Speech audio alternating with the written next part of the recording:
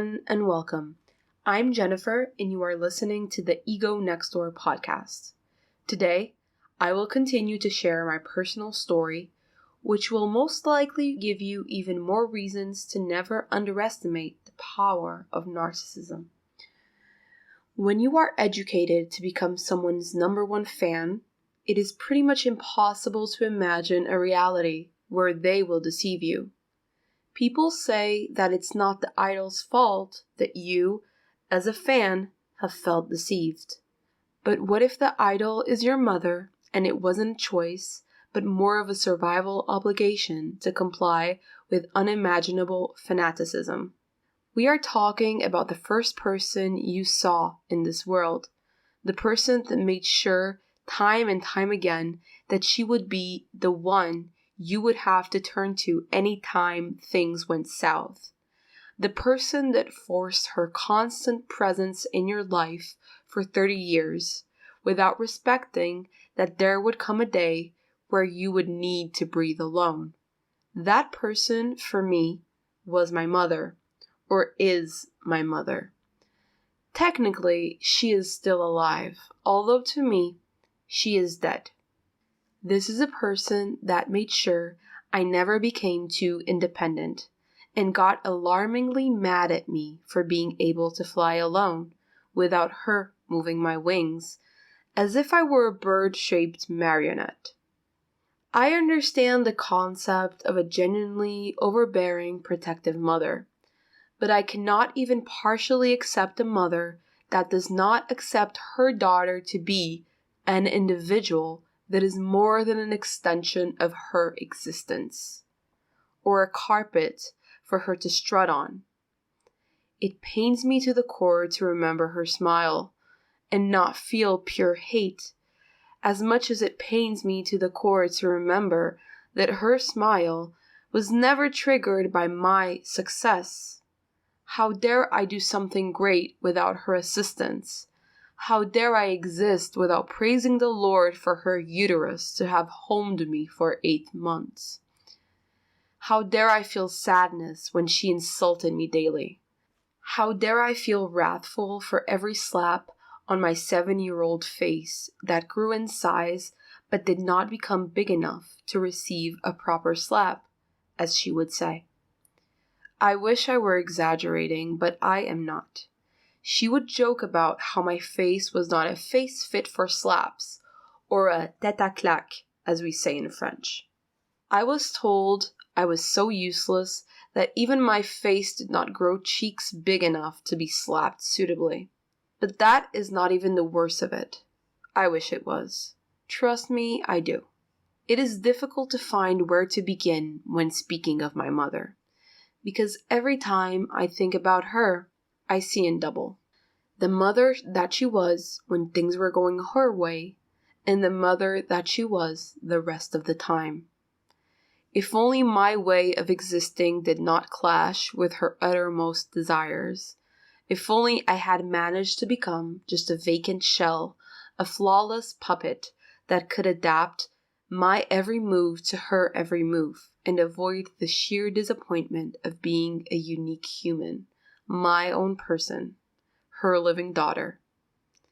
She hated me. That is the truth. Don't try to convince me otherwise. Don't try to tell me she just worried. A mother can worry and not call her child daughter fat when she wears a small instead of an extra small.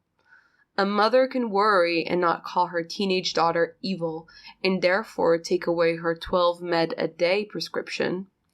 A mother can worry and not call her baby daughter bratty and annoying because she cried at night or during the day. A protective mother will defend her daughter against everyone. She will not turn against her daughter if it means being in bad terms with someone she might need something from one day. A protective mother will not laugh out loud when someone bullies her 30-year-old daughter and tells her to shut up. A protective mother will not tell the hairdresser, the landlord, the neighbor that her 20-year-old daughter has mental issues and is unstable because she is stressed about her academic studies. A protective mother will not tell her she is exaggerating when her 12-year-old daughter lets her know about the constant belting, aggressions, and starvation her ex-husband put her through.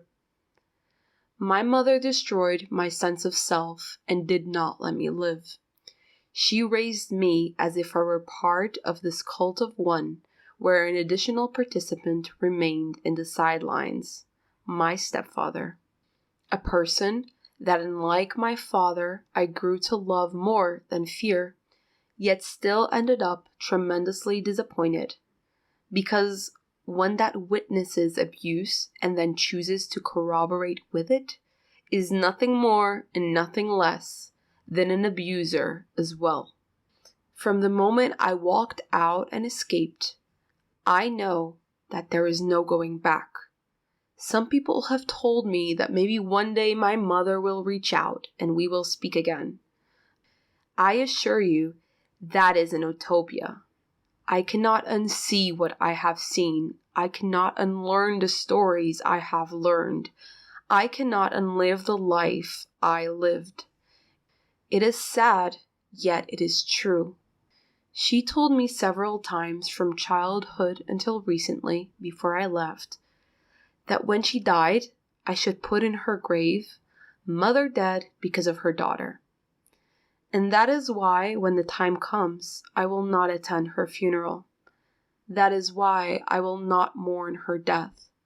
Because I have mourned her death already, from the moment I realized she was not the mother I needed. She never deserved that title.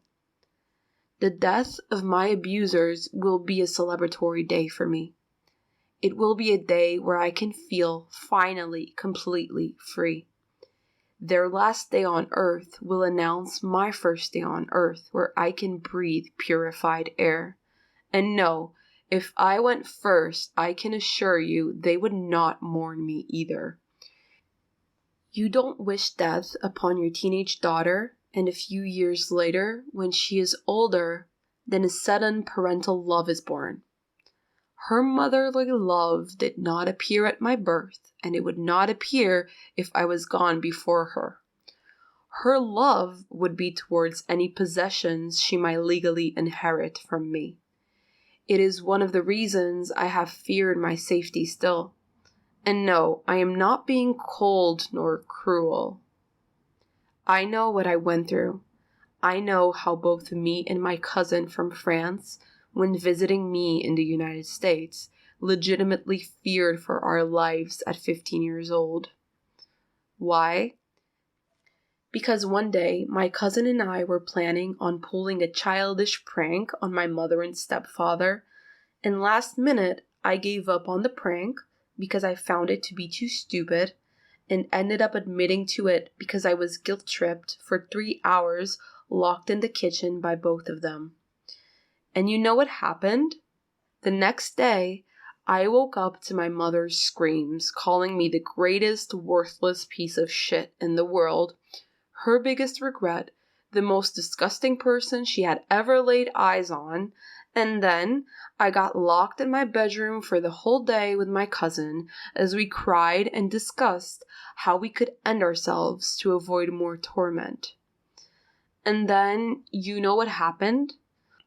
My mother called us over to the outside porch at the end of the day, and in front of my stepfather and herself, forced us to drink a mixture of bleach, dishwasher soap, and cereal.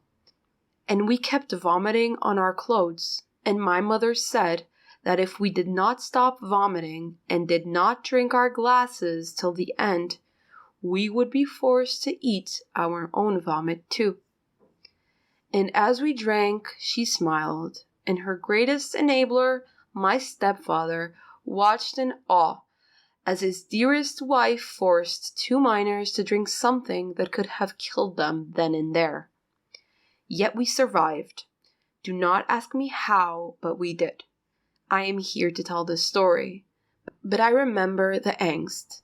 I remember being barefoot in the porch and running out into the road on that town in Sayreville, New Jersey, towards the park, and my cousin coming up right behind me and telling me we were in trouble and me telling her that I know, and her telling me, wait, we do not have our passports. How will we ever manage to find safety without our documents? She was right, and so we walked back to the house as I counted down the years until I became 18, naively believing that becoming 18 years old would signify independence. Little did I know.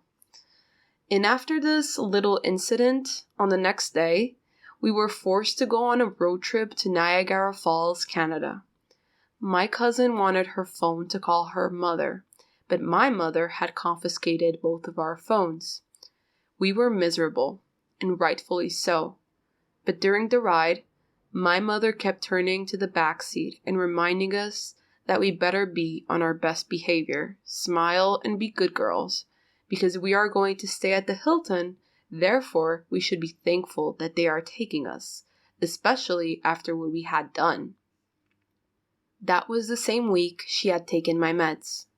2 months before that, I had begun a psychiatric treatment for depression and anxiety, probably triggered by my unspoken childhood abuse, and by the skin treatment my mother wanted me to get rid of my acne. And so I was taking 2 pills 3 or 4 times a day. So she had taken my meds away, making me stop cold turkey, because according to her, wanting to pull a prank was evil, so I was evil, not depressed or in need of psychological support. And so I sweated for so many nights and felt physically ill, depersonalized, and like a walking cadaver. And the sudden cut-off of such heavy meds quickly wrecked my health. And now, 15 years later, I struggle with unbearable migraines, have autoimmune issues, chronic disease, and health scares that are unexplainable for a person my age. According to doctor reports and medical exams, these are most likely psychosomatic. In other words, a consequence of trauma. When I remember this, it feels like I am simultaneously back in that particular time of my life, yet so far away from it. I feel sadness, yet I feel strength. To survive such abuse, how strong and how lucky. But unfortunately, not all victims become survivors. Unfortunately, some end up halfway in their pursuit for survival or justice. I do not want to stop. I do not wish to give up on fighting for the justice we all deserve, victims included. As I become a survivor, I believe that I become partially responsible for speaking out and letting my voice be heard. Because my voice can be heard by someone who needs to hear this, by someone who might escape and survive. Although I have this anger in me that is sometimes asleep and sometimes awake, at the times when it awakens, I want it to let it be the fuel that pushes me into this path. It took me longer than I had expected to write this episode. I felt blocked and I could see my brain avoiding the time travel. But you are now listening to this, and that matters. It matters so much. I don't find myself to be a hero, nor do I wish that title upon myself. But if these testimonies can contribute to save a life, then I will not be stopped. I will no longer be silenced. On the next episode, I will begin discussing the previously mentioned manipulation tactics and share personal examples of how these were used in my upbringing. Thank you for listening to the Ego Next Door podcast. See you soon, and I hope you have a wonderful day. If you enjoyed today's episode and would like to hear more, don't forget to like and subscribe to my YouTube channel at Ego Next Door. And if you would like to support my work, consider becoming a patron to my Patreon creator page at Jennifer Hachia. The Ego Next Door podcast is presented solely for informational, educational, and entertainment purposes. The content here is not intended to serve as a substitute for the consultation, diagnosis, or medical treatment of a qualified healthcare provider. Reliance on any information provided here is at your own risk. If you or someone you know is in crisis or experiencing suicidal thoughts, please reach out immediately to someone who can help right away. Call your national emergency services or go to the nearest hospital.